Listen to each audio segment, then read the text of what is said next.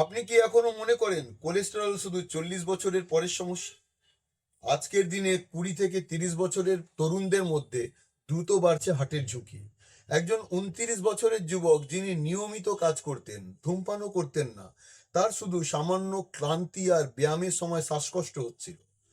কিন্তু স্বাস্থ্য পরীক্ষায় ধরা পড়ে তার খারাপ কোলেস্টেরল অর্থাৎ ব্যাড কোলেস্টেরল মানে এলডিএল ভয়ঙ্কর মাত্রায় বেশি।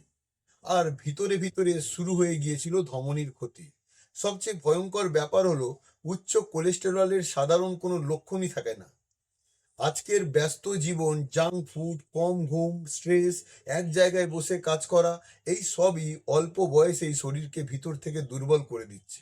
বিশেষজ্ঞরা বলছেন হার্টের রোগ হঠাৎ করে একদিনে হয় না, বছরের পর বছর ধরে ধমনীর ভিতরে চর্বি জমতে থাকে এবং যখন উপসর্গ দেখা দেয় তখন অনেক বেশি দেরি হয়ে যায়।